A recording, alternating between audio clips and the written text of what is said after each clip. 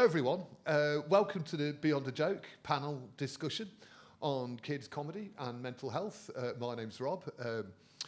Depressingly, I have performed to less people than this in a room before, but it is also going out live stream as well, so hello to the thousands of you that are watching it through whatever your device is. This is going to be, I'm really looking forward to this. We're going to talk about how comedy skills and laughter benefit children and young people's well-being and mental health, and how to get young people engaged with comedy from a young age. The panel is a tremendous diversity of experience. It does look like we've met on the internet, doesn't it? But we're all here. I have, well, I don't have you. No, there is. We have Kate Froh. Kate is a Year 5 and 6 teacher at Foxton Primary School in Market Harborough, and you've recently been crowned Leicestershire's funniest school.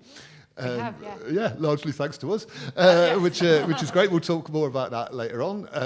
And you've participated in the Kids Comedy Festival for many years now. We have Paul Williams. Paul has been a mental health nurse for about 200 years and has really been around a clinical block to no small degree. And these days, he's the head of service for families, young people and children's services for Leicestershire Partnership NHS Trust.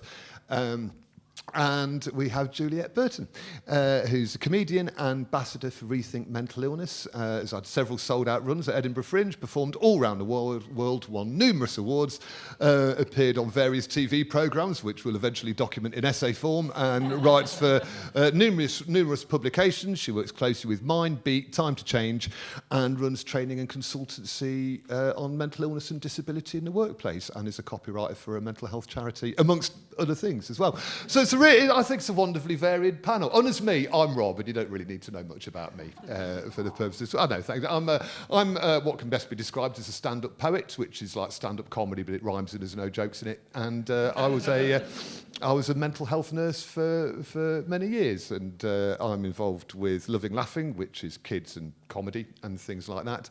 And I'm a patron of Leicestershire Action for Mental Health project, in a nutshell. So here we all are.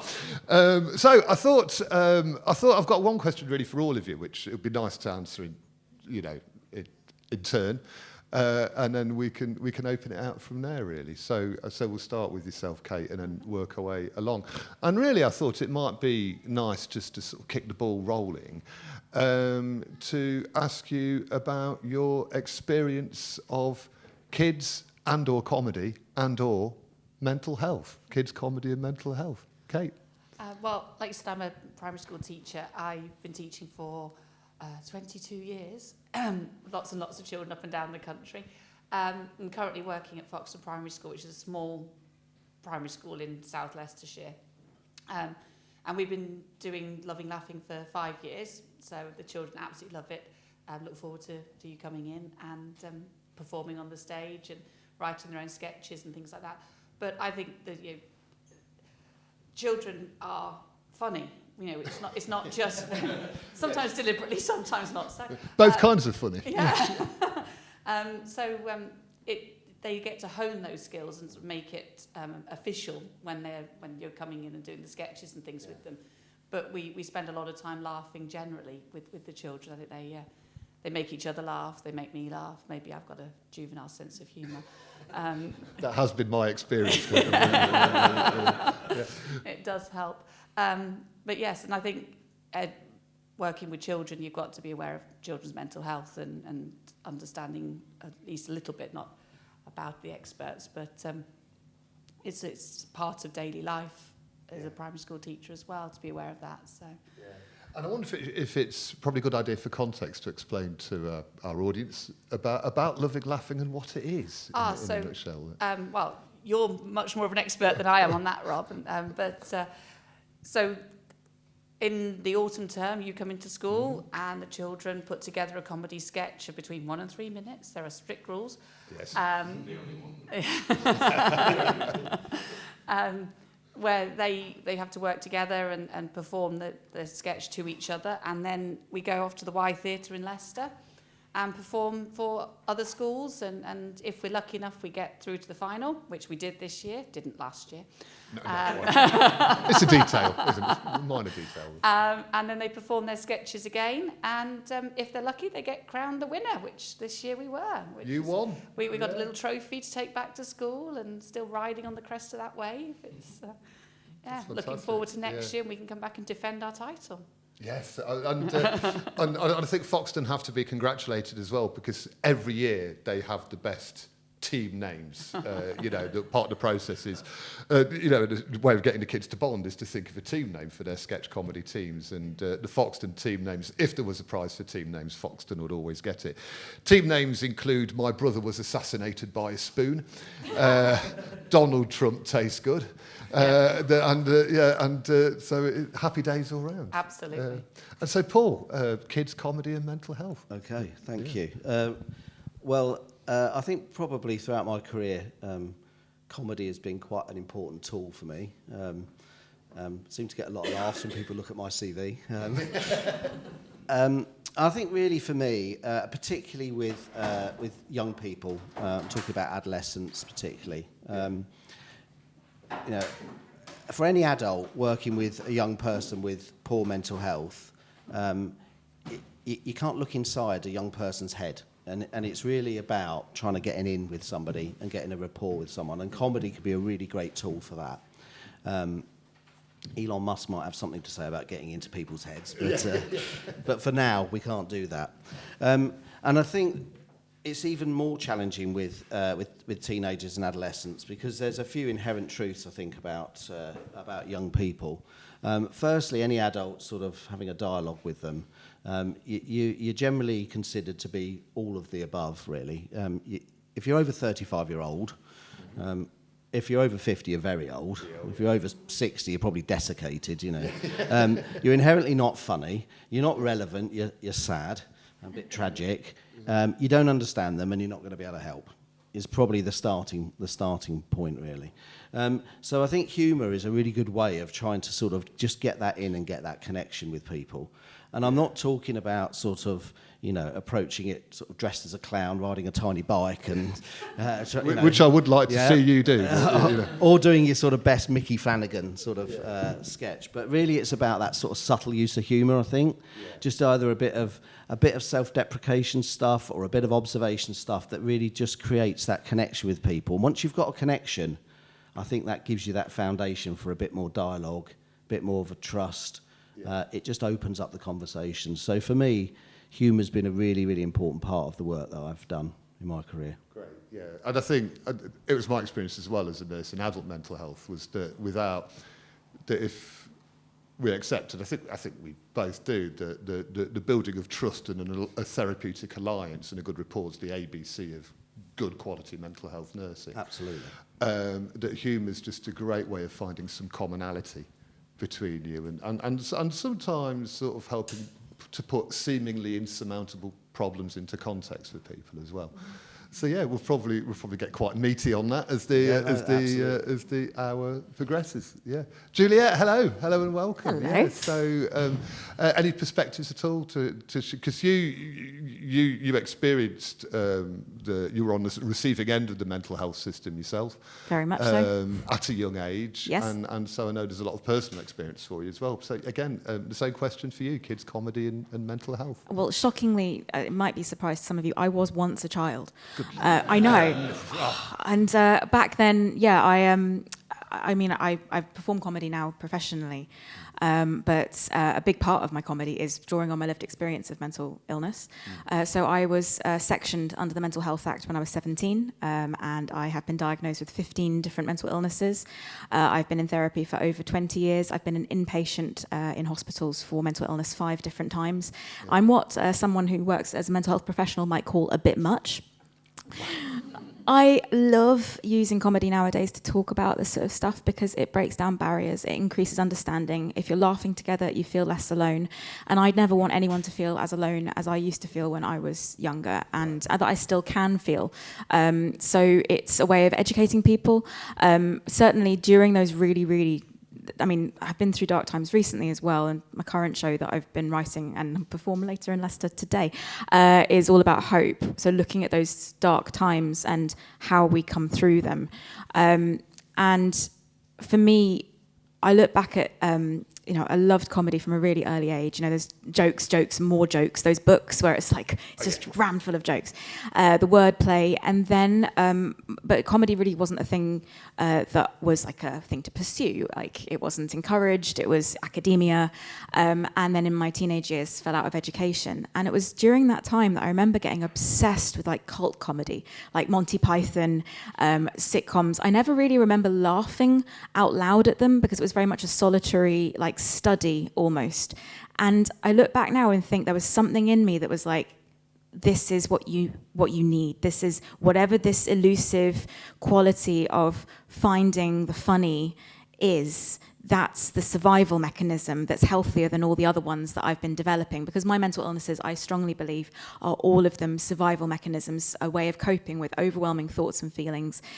Yes, they're not the most healthiest, but when the system's broken and I wasn't taught how to do it healthily, then your mind is incredible. It will come up with new strategies. And for me, that led to me developing mental illnesses. Moving sort of forward into my 20s, and I realised very quickly that if I wanted to talk about some of those dark experiences, I say dark, language is clunky, especially when it comes to mental health, those struggling experiences, things that made people feel tense, like I've had hallucinations, for example, and the hospitalizations, if I could make them laugh, then immediately they seemed to relax, and they knew that I wasn't seeking pity. Don't worry about me. I'm safe. We're okay. We're equal. And as long as it comes from an informed perspective, it matters who the butt of the joke is, and it also needs to. You need to look at every joke's intention. Like, what's the intention behind this? That then meant that I started performing comedy a little bit and went to Edinburgh Fringe, and the first time I went up there I was like, I finally found my people, the weirdos. I loved it, like the people who wanted to call out the big bads in the world, and they'd use it through humour, and I didn't want to leave, and I keep going back, gradually selling out shows as well, and doing amazing, awesome, lovely things, but finding my tribe, because comedy's like this beacon that will gravitate. And same with so many people who come to my shows who've had difficulties or have difficulties with mental illness, and they feel like they belong. They just like, okay, I'm accepted here because we're all laughing.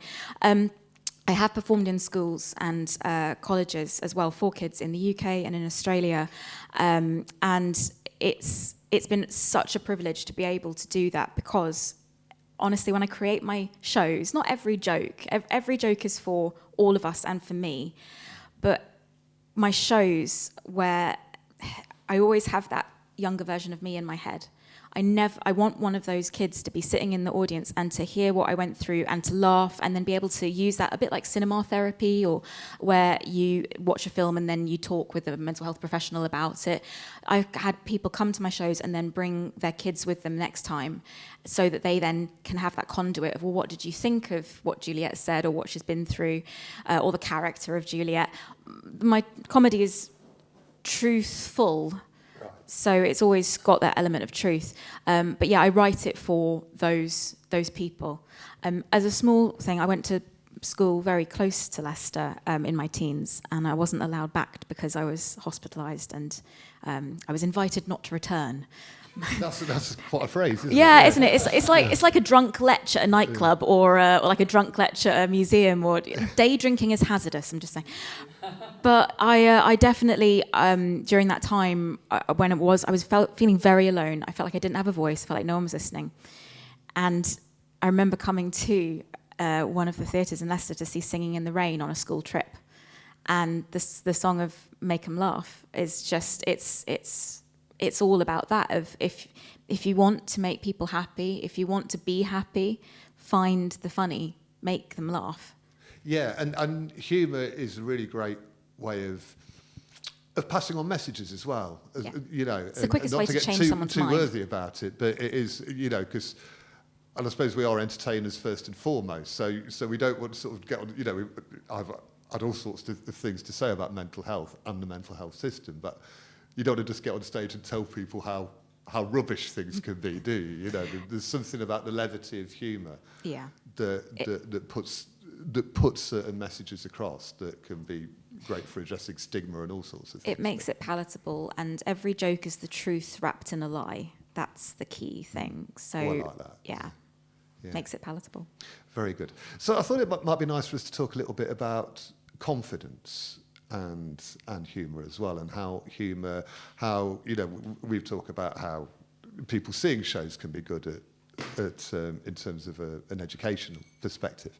But it'd be nice to talk about for a little bit, particularly to you, Kate, about the act of doing comedy and kids creating comedy, because I think with comedy it's often surprised me that in hospitals and schools you can get a lot of art forms that people have access to. In a hospital you might get pottery, or you might get visual art groups, you might get this, that and the other, you might get creative writing.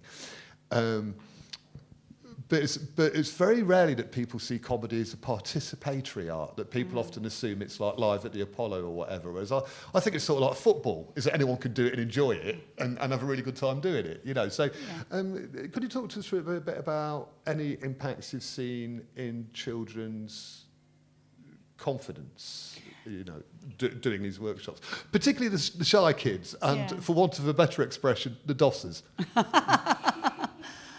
Well, the dossers, as you put, if I have any at the minute, they're usually the ones who want to try and get out of things by making people laugh. Right, yeah. So it works well for those children that, the class clown types. Yeah. But I think going back a couple of years, we had a group of girls who were the sort of children who, if you asked them a direct question, they would ask you the answer. So, a very simple example, because you did say in maths, you say, well, what's 2 times 3? And they go, 6? Are you asking me or are you telling me? They're very, very quiet, very unassuming, lovely little group. And then Rob came. And I just was blown away by this group. They did a scene about a news programme that went completely wrong, and then somebody came in and I think shot them or something. There's lots of death in the children's sketches. But there's these girls who would sit at their desks quietly and just get on and be very mousy little things. Were on the stage and they're, good morning, everybody. And they gave each other names that were ordinary, normal names, but for some reason were really, really funny, especially because one of them was Barbara and my mother is called Barbara. So they thought it was really, really funny. And, it's just one of those silly little things that just completely changed them. And then they came off the stage and they went back to being their little people again until it was their turn again. And then they were up and they were...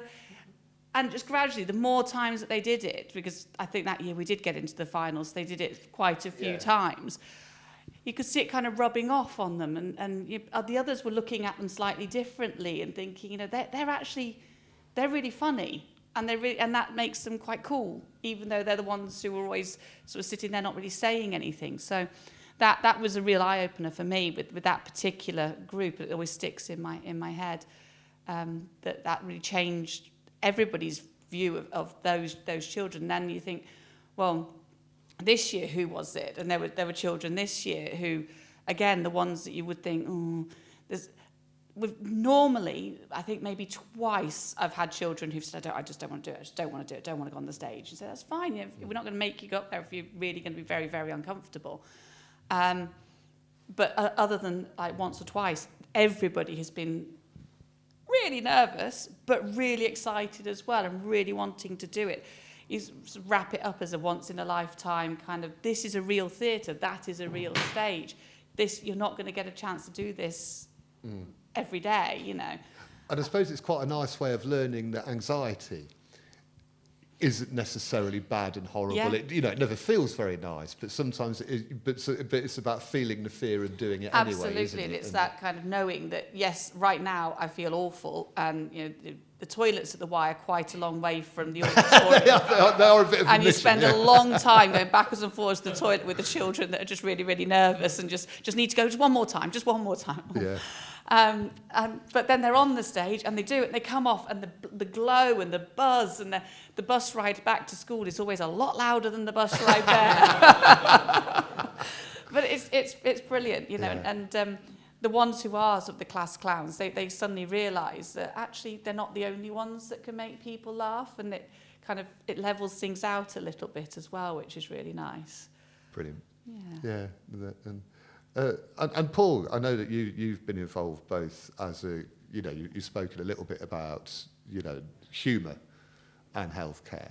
And I know you have been involved in bringing comedy workshops into inpatient mental health settings, which is a rare thing. I think that is quite a visionary thing to do. Could you talk a little bit about your experiences there, or why you felt it was a good idea, or anything around it, really? Yeah, okay. I think building on what I said earlier, really, as well as using comedy as a sort of getting an in with people and starting to develop a relationship, certainly, it's very easy to think, certainly with people with severe poor mental health, that they don't have a sense of humour, and that's absolutely not true. It isn't, is it? Not at all. No, not at all. And I think you made that point very eloquently. And for me, a lot of the work with young people with mental health is around getting people to explore and challenge some of their own internal thinking, some of those negative automatic thoughts that people have, or sort of core beliefs about themselves, or some sort of magical thinking in terms of, if I don't wash my hands 20 times a day, then something bad will happen to me or somebody else, all that stuff. And using comedy to explore that and find, in a subtle way, but find ways of restructuring your thinking by using humour to sort of make it, to give the possibility some ridiculousness, just open people up to be able to think about restructuring how they view the world and how they view their thoughts in a different way. And absolutely, the work that we did together, and well, you did it, I just asked you to do it. Well, thank you. On our inpatient unit, it was really profound, because these are young people who are the most, in the most darkest of days for them, and actually using humour and drama really to express themselves, almost as an alter ego, I think just opens the door to be able to sort of think about their own mental health in a different way. So, I think if we do it well, it can really, really be really powerful. If you get it wrong, it can trivialise or demean the sort of the struggles that people are having. So it's about, is the point you made as well, Julia, isn't it? It's about having an awareness of the intent behind the jokes absolutely. That we have. And it's quite a skillful thing, and on a serious note, it is a skillful thing. It's not something you can just wing it. You've got to, it takes a bit of work, especially with people who are suffering, significant poor mental health, because it is easy to get wrong. But get it right, and I think you can, at the very least, be in a position where the young person thinks, yeah, you get me, you get it. They'll still think you're old if you're over 35. And not cool. And not funny, probably. But yes, they will think, yeah, you get me. And actually, what a great foundation that is to working with a young person. Yeah, and it's one thing I've noticed about leading comedy workshops is that you don't, if you're leading a workshop, you don't have to be the funniest person in the room, which is just as well in my case, but the two. But it helps to give a bit of yourself, and to show yourself as a human being, and that your own do vulnerabilities have as well. In the sense absolutely. And two things about that experience that really struck me was that one, that people were some people were rearranging their visiting around the workshops, which is a real compliment, I think. And also, my first time doing it, I was quite nervous. And we all decided to write like a funny group poem, with me as described, sort of frantically rhyming in real time while everyone in the room shouting at me. And it was really quite lovely, because we wrote a really funny poem about one of the staff members. And while it was using jokes to sort of make fun of this particular staff member, it was actually a really lovely poem about this staff member who'd gone the extra mile to do things on the ward that made people happy, sometimes for a brief moment, or to make them feel a bit special. But he'd done all sorts of creative things with them, and he was obviously a really nice guy and quite new to the team. And so they'd written a homage to him, which sort of minced him all the way through, but was also, it clearly come from a place of great fondness. And so I thought, it was actually, it wasn't just sort of clinicians, or in my case, an artist using comedy. It was actually the people on the receiving end of treatment that were also using comedy to make their voices heard, and to give, in that case, a really positive opinion. Absolutely. And I guess, for most of the work that I'm involved in and the services that I work with, most of it isn't hospital work. It's sort of work in the community and working with young people and their families, and actually having that ability to draw humour into those interactions isn't just good for the young person, but also for the family as well, because actually we're all in it together in terms of this relationship and trying to grow and develop from that. And humour's just a fab way of making that work, I think. We love it. We do. And Juliet, would you be able to talk to us for a bit about your experiences of and importance of giving young people a voice? It crossed my mind that obviously, we're talking about humour, but the whole point of it is listening to people. Yeah, well, actually, the 5th to the 11th of February was Children's Mental Health Week, and the theme this year for their 10th year of the campaign was My Voice Matters. Giving children a voice matters hugely. I've written for my other job, the copywriter for a mental health research charity. So I have lots of stats and facts that are sort of at the forefront of my head at the moment. According to research, 75% of all lifelong mental illnesses begin before the age of 14. So anyone who lives with SMIs is likely to have had original symptoms before they go to secondary school. I know for me that was true. Although my first diagnosis was aged 14 and it was anorexia, it's very easy to trace back now and go, oh, no. Like my first anxiety disorder symptoms, my first obsessive compulsive disorder, ritual behavior, magical thinking, the depression, potentially as yet still undiagnosed ADHD, who knows? Although that's not a mental illness, it's slightly separate, but if it's not diagnosed and treated, then it can lead to survival mechanisms for the overwhelming thoughts and feelings. All of that was, I think, I can look back and say probably from around the age of 7 or 8, I started developing those symptoms. And I really struggle to have a voice. Children don't have a lot of autonomy. Children don't make a lot of choices in their lives. Children are, we have been taught for so many centuries that respect your elders, and that the parents make their decisions of where they go to school, what they're going to eat, where they live. Children don't have much choice. And to really listen to children as well takes understanding that children will express themselves differently. And I'm still unpacking this now in therapy. So my current therapist and I, that makes it sound like I'm about to break up with her. I'm not. I like her.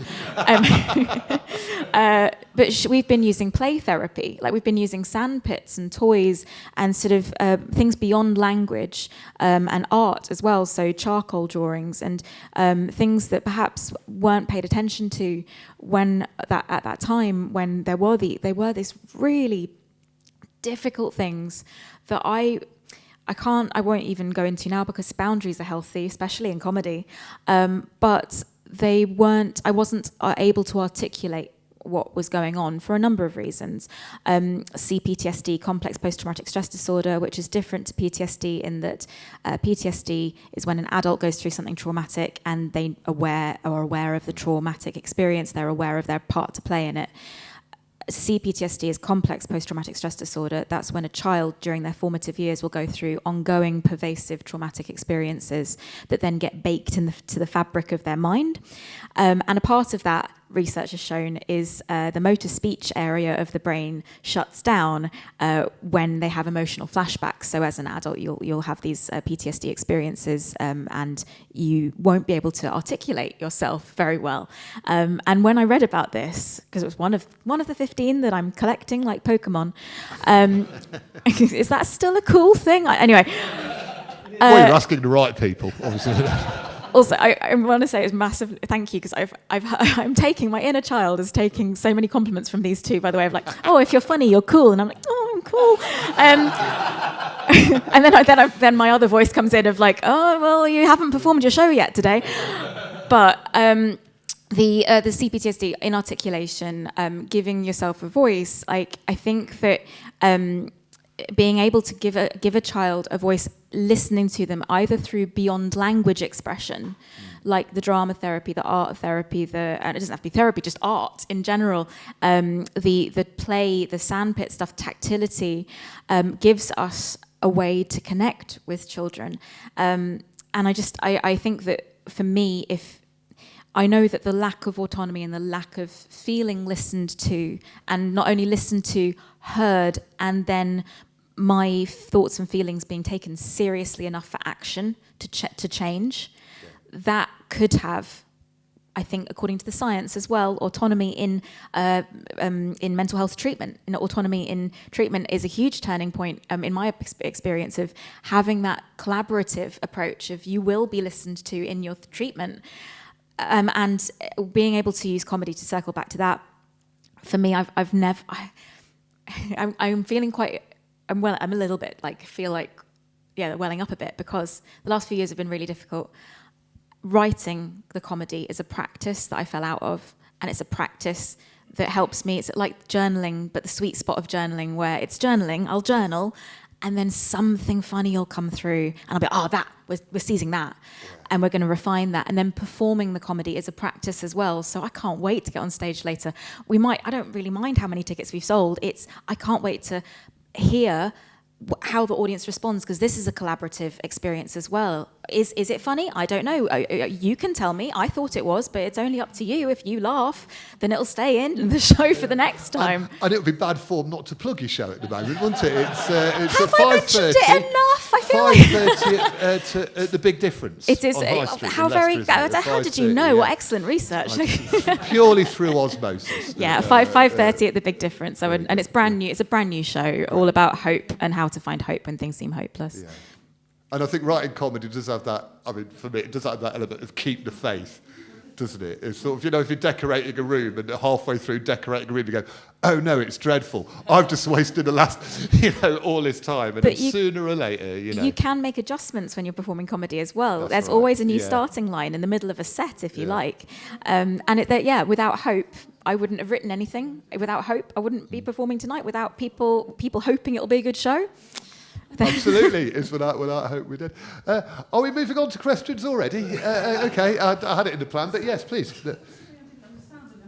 Oh yeah, there's a mic, because we live stream. So I don't remember how many percent of SMI was it? Oh, sorry, I didn't. Yes, thank you. 75% of severe mental illnesses, so SMI, severe mental illness. Also, all the stats. People with SMIs, they are more likely to die 10 to 20 years earlier than other people, and that's from comorbidities. So physical health conditions that are related to the ongoing long-term experience of mental illness and severe mental illness. So rather than, say, somebody who has short-term clinical serious depression or anxiety disorder, but they make a full recovery, SMIs, as I believe, please someone correct me if I'm wrong, but the way that I've understood it is people that have been sectioned, people who have had hallucinations, people who have long-term lifelong mental illnesses. So out of my 15, some of those are lifelong mental illnesses that I believe I will live with, and sometimes I manage better, sometimes I manage less well. And I have also made a full recovery from some of them, like the hallucinations. 75% of those. So it was they 75% of people who have lifelong mental illnesses, it begins before the age of 14. There's another. I'm going to use my phone to find the stats that I wrote on a website. I don't have to memorise these. I do have to memorise the comedy though. There's lots. There's a lot going on. There's a lot going on. I'll find the stats. Come back to me. Yeah. I was going to ask, well, all three of you really. I think we've got some more questions, Rob, as well. There's hands up all over the shop. There's more hands than there are audience members. It's really quite incredible. I don't know how we're doing it. Very good. Yeah, was there another question? Yeah, just a quick one. Yeah. Do you know your show this evening? I've been to the venue, but I really can't remember. Has it got disabled access? I can't remember actually. Thank you. Excellent question. It's a very nice venue. And it's. I have been there, but it's been a while. I can't remember. Well, I can look it up and we can have a chat afterwards. Yeah, very good. So, And you also had your hand up, I think, as well? Yeah. Oh, didn't you? Oh, sorry. Maybe you just I was scratching about to your say head. excellent chairing, but no, it's all Sorry, yeah, unravelled I don't horribly, take hasn't over it? the chairing. That's all right. I can Rather pleased that happened. I can come back in just briefly if that's okay. 75% of mental illnesses, lifelong mental illnesses, start before the age of 18. Sorry, I got it wrong. Before the age of 18, and 50% of mental health problems. Thank you for encouraging me to research my own research. 75% of mental illnesses start before the age of 18, and 50% of mental health problems in adult life, excluding dementia, which arguably is not a mental illness, take root before the age of 15. So there we go. And it's very important to be factually correct. I will instantly forget those numbers, though. And just on the back of that, so while we're on, Love a statistics, stat. yes, Love a absolutely. stat. So it's not a stat as such, but what we are seeing as time moves on is that the age of onset of mental health problems is becoming younger and younger. Yes. The government guidelines, they published new healthcare guidelines. What do they call it? It was guidance from the Department of Health and Social Care into improving the mental health of babies, children and young people, and even going so far as the mental health of fetuses, feti? I don't know, I haven't had a child yet. But in that guidance, they talk about risk factors and preventative factors. And I was reading this for my job and was like, oh my God, like I was just like playing bingo with all of them. I was like, this is from personal experience, yes. But crucially, they have massively missed out biological and genetic factors from this. They're talking about environmental factors, which is useful and that's fantastic. But we also need the funding. Biology is important. It's vital, yeah. And I was going to ask, well, really for all three of you, for anyone who wants to leap in on it, I wanted to touch on the theme of mental health education in schools. Is there enough of it? Is there more of it than there was? Because we all did PE, we all did the physical health education. But what is our experiences of schools' ability to promote robust mental health in their children? I think there's definitely more than there was. No question about that. Whether there's enough, I think probably not. I don't want to get on an educational high horse and say, oh, there's not enough funding in schools. Yeah. And feel free. The curriculum is too squeezed. I'll jump on that horse. What would we drop out? Well, yes, yeah. But Children's Mental Health Week, it's 1 week. Wow, but it does bring it back into your brain. It does make you think about it.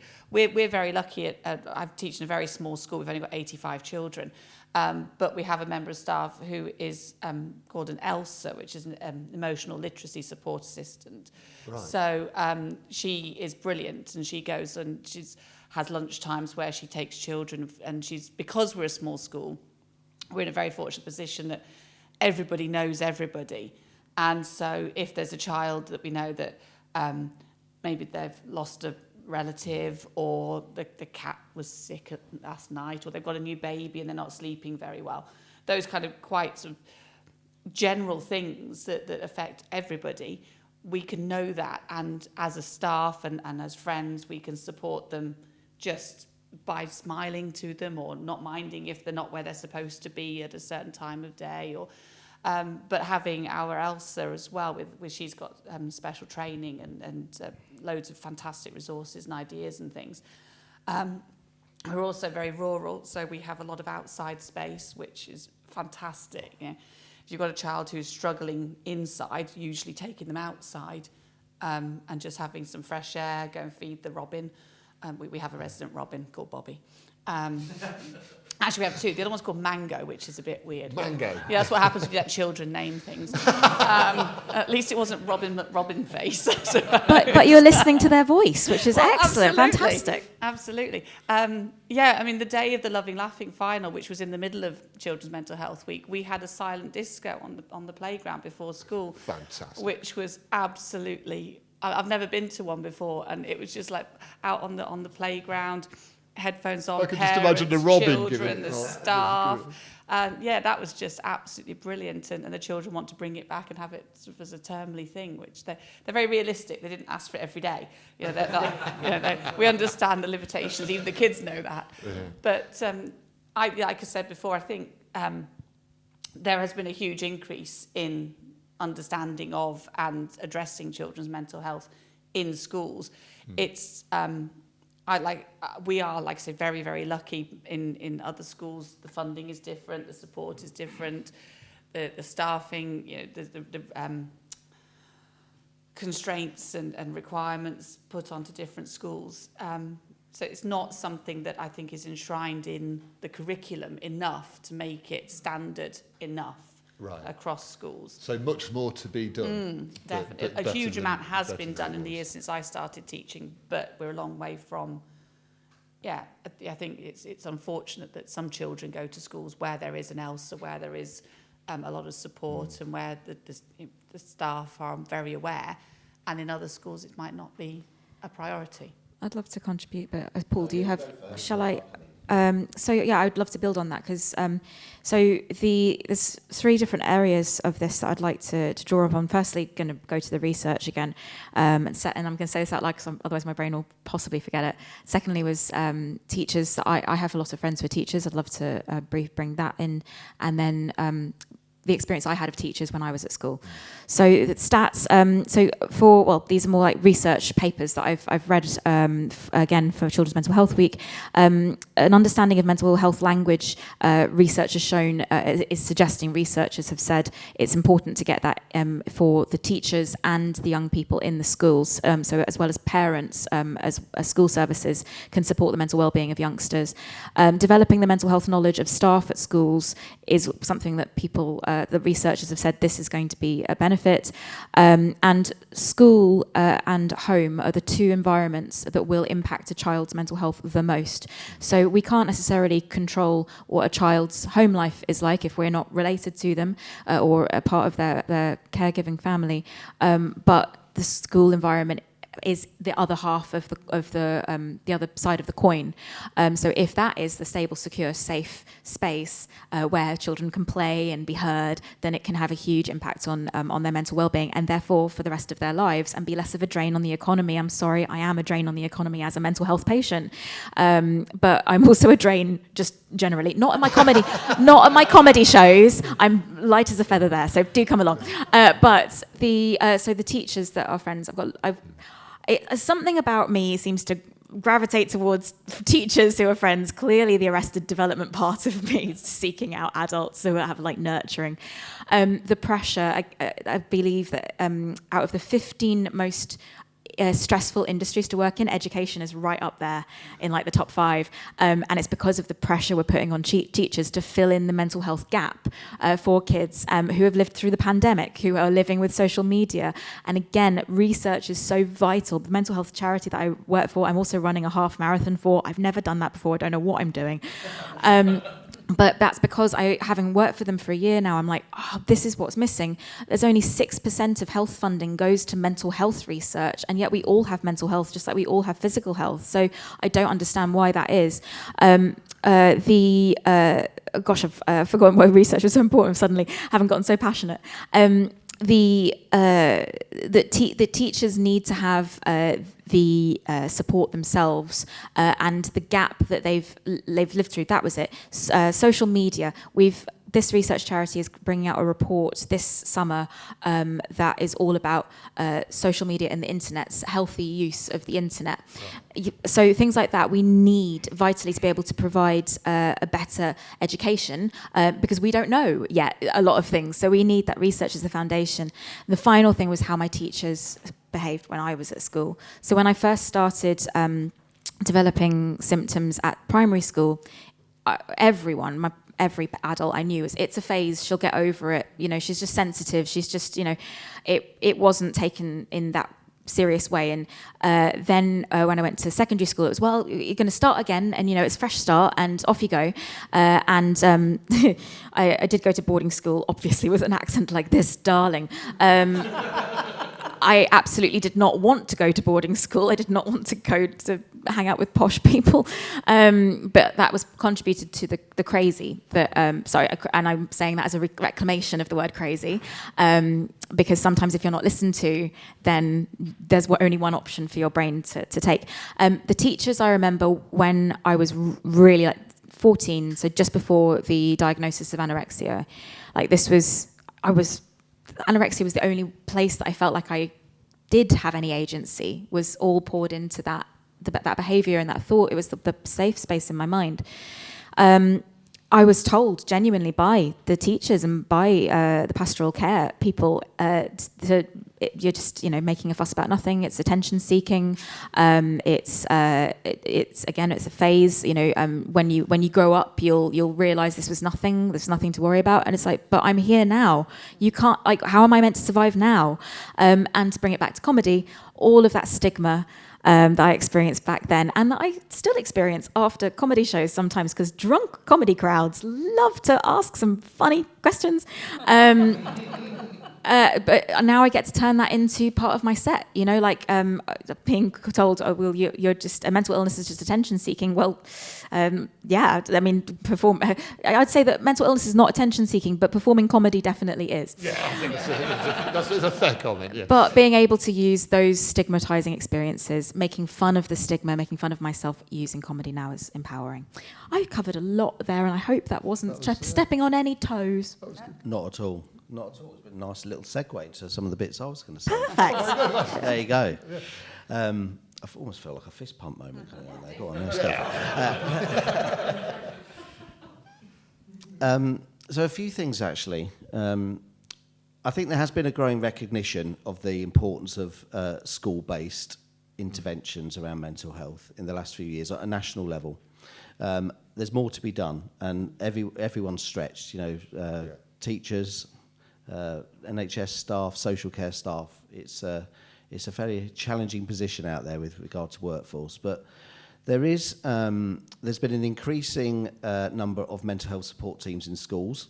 So they're sort of NHS-funded teams that support primary schools and secondary schools.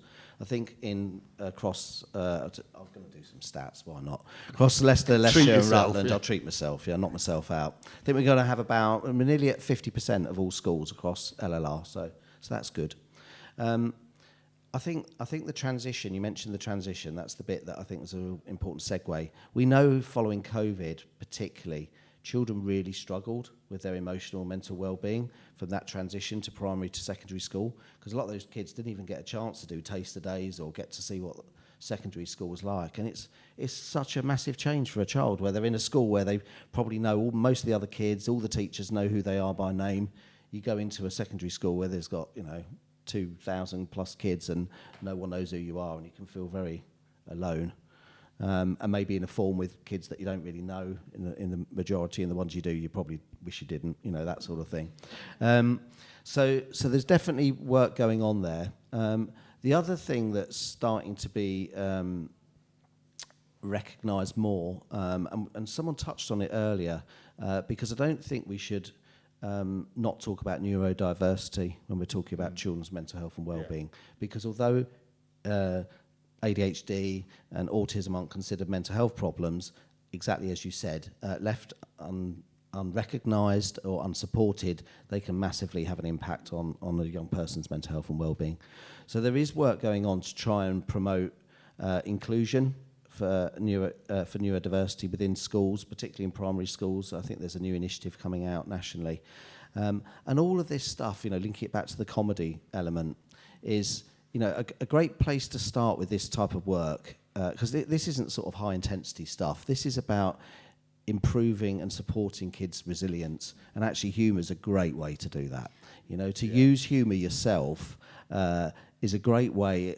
Probably everybody in this room will use humour as a way of maintaining our resilience in certain situations. But it's a learned thing. It's not something you're not born with that. You got to get to know it. And be supportive with it.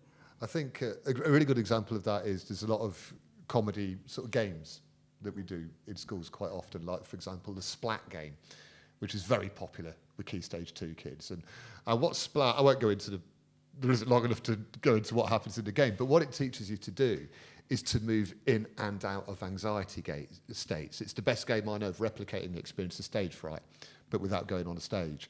And it gets you used to the idea of being anxious and then diffusing the anxiety once the stimulus that causes the anxiety is over. So it sort of encourages the brain to get used to the fact that the anxiety doesn't have to last forever, that it will come and go, and sort of improves people's flexibility with moving in and out of anxiety states. And it's called Splat, and it's great. Yeah. We are dawdling towards the end of our time together. I thought if anyone does have any questions, this might be a good time to pipe up. Yeah. This links really well, actually, with what both Paul and yourself were just saying. Do you want a fist bump? I used to work in education as well, and I was just interested what early stage interventions you might have as a healthcare professional or experience with mental health that could translate into activities that could be used in the classroom. So you said one there about exploring the anxiety and how you can kind of step in and out of it. I'm guessing that that's come from your experience as a health care professional more than perhaps a comedy part. I nicked it off another artist years ago. No, I'm ashamed. But I just was interested in what early stage strategies when you can sense that there's a situation, because I know that if you've got naughty kids and you can kind of see in the corridor who's going to be naughty that lesson, so you've got a strategy straight away so that it doesn't carry on into the classroom. I wonder whether there was anything from a mental health professional perspective.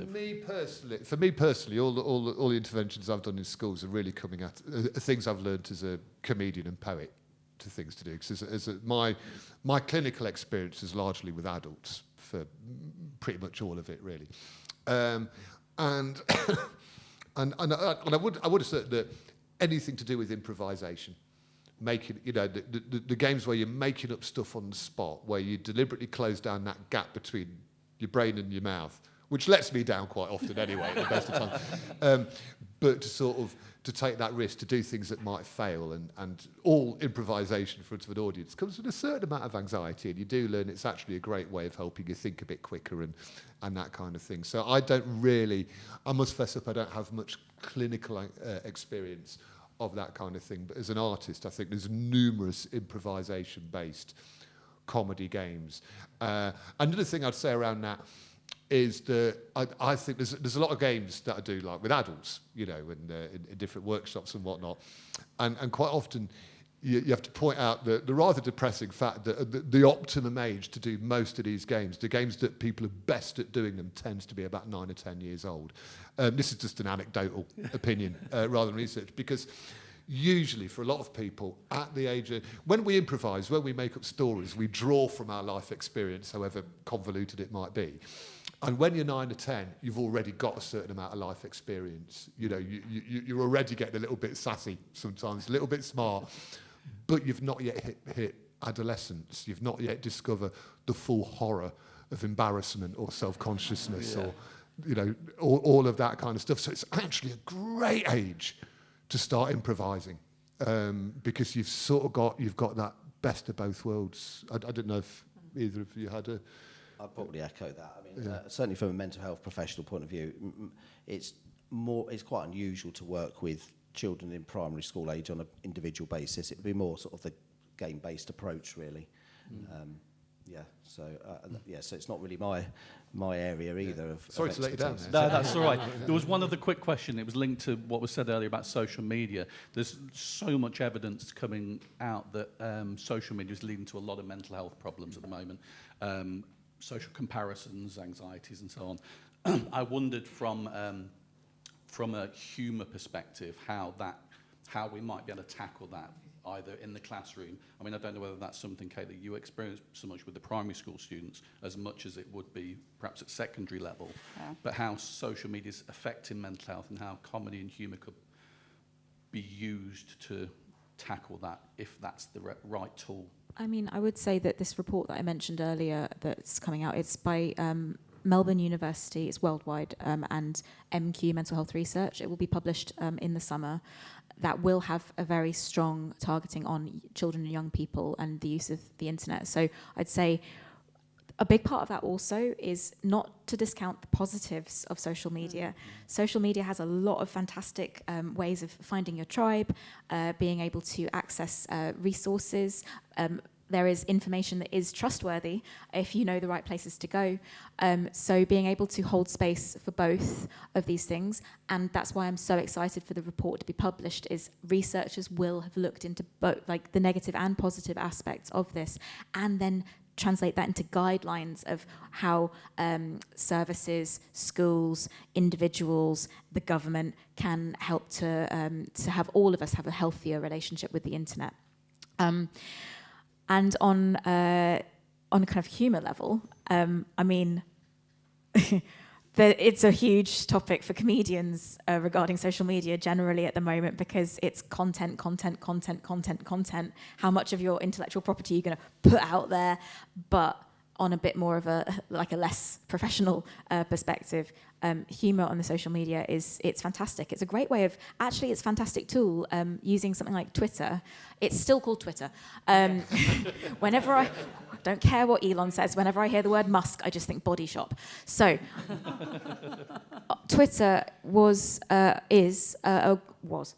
fantastic place to use brevity, to practice the art of using language intentionally and concisely. You can sort of do a set-up punchline gag in a very short space of time on Twitter if you kind of want to practice. And sometimes people can just set up accounts and just be like, this is where I'm going to put a bunch of random jokes out there and just see which ones people like or not. It's another comedy room in a way. Great, very good. And do we have? Do you have? Yeah. Well, we can squeeze a couple in if we're relatively concise. Yeah. I second that, because I'm a disability poet and blogger, and social media is very good. Yeah. And what the lady said about the robbing, I think the smallest things do have the biggest impact. So I can say that's very good. I'm going to pinch it on the way. Do you, in your school, can I hold that for a minute? Do you have anybody who uses sign language with learning differences? Not currently, no. Not at the minute. You don't encourage the children to do it? We do a little, but it's not something that we have as a priority at the minute. I'm massively passionate about this because making the arts accessible financially for every disability is something that I'm like, because I apply for Arts Council grant. I'm so. I will look into it for you and find out.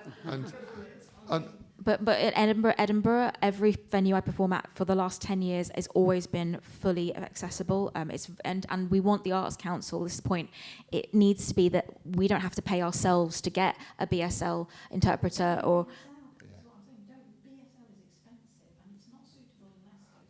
Well, I'm going to move it on because I can feel it's drifting off the subject of kids but let's and have a mental health and rant comedy. downstairs. So Let's do that. And we have a very short time left. We had a question. Oh yes, that was great. I've got the mic. That was an assertive statement, wasn't it? Sorry to say this, Rob, but my question does actually relate to what you're saying. Paul, you said that you just mentioned inclusion for neurodiversity in schools. I just wondered if anything, because I used to work in CAMS quite a long time. I was diagnosed with ADHD at 42. And I met a lot of families and a lot of kids that tried to access talking therapies and therapeutic services that weren't accessible to them because they can't necessarily use thoughts and feelings, can't use words to kind of describe their experience. And that's kind of why I'm interested in comedy, because I do feel that young people, older people that are neurodiverse have actually got a special knack for comedy, and I think comedy would be a great way to work therapeutically with these kids. I just kind of wondered if you had any... Is any progress been made? Well... Sounds like there is in Leicester. Yeah, well, I'm trying to understand what question you're actually asking me, but... are there any kind of... do you bring comedians into work therapeutically with people? Well, as we were talking earlier, so we have done that. We've brought Rob in, if you consider him a comedian. He did... into the NHS? Yes, it was into okay. the NHS per se. Yeah. But I suppose I just want to make the quick point. I know you're nearly out of time. Yeah. I think you make an excellent point about neurodiversity, and I think people with ADHD, you're probably right, have a bent towards comedy. And we are increasingly, thinking about that in the context of mental health. And mental health support isn't just CAMHS. There's a lot more mental health support out there, and using a variety of different means and medium to engage young people. Also, I think we're really lucky in Leicester and Leicestershire because we have, because to my knowledge, the comedy and mental health, there's the comedy assignment, there's Bright Sparks Arts and Mental Health. So these are artistic mental health based groups which are NHS funded. And I don't know anywhere else in the country where the NHS is funding comedy as a tool for social inclusion. And if there isn't time to tell me about it, because we have now gone over. However, as this is Chris, as you have employed me to do this, it feels only fair to allow you to ask the question you've been waiting patiently for several days to ask. So more broadly, and away from kind of healthcare, maybe, healthcare settings, I guess. How do you sell the idea of comedy as a wellbeing tool to parents who aren't going to read research documents? How do you sell the idea of using it when it's on the face of it, a daft tool, a daft medium where you're encouraged to play and be silly? How do you sell that as a well-being tool? So if we can have a sentence each on this, or not, if we feel like it. But I would say in a space for sentence, it's what Jeff, who used to run the comedy festival, says that everyone laughs at something. And I'd probably nick that. We all laugh at something, and comedy's great for your confidence, your teamwork skills, and your literacy. Let us prove it. That'd be it, I think. Oh, if you're going, I've just checked, and it is wheelchair accessible, guide dogs are welcome, and it's also going to be streamed on Next Up Comedy, which is fully accessible from home. There you go, back of the net, yeah. How much are tickets? £7. And a pint for me of Prosecco. Hopefully see you guys later. Yeah. And just to finish off, anyone got I a was just very short response? Totally agree with what you just said, that we all know that when we laugh, we feel better, and as adults. So you just say, well, kids are just little adults in many ways, you know.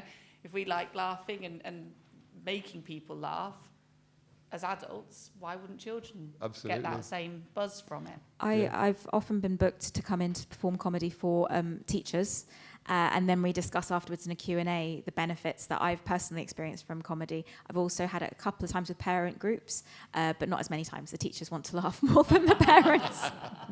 I think we do it on an individual basis, but I think there's more we could do to promote the use of comedy in supporting children's mental health as a wider piece. Fantastic. So just remains really to thank you for attending, watching, being here, joining us in spirit or presence, and enormous gratitude to the panellists. Can we have a round of applause, please, for Kate Throw, Paul Williams, Juliet Burton, and also to thank Big Difference for creating the UK Kids Comedy Festival, the UK Kids Comedy Festival themselves, Attenborough Arts Centre for being a lovely, inclusive, great venue, and for hosting us today, and for De Montfort University for this whole series of really interesting discussions, and thank yourselves as well. Toodaloo. Thank you.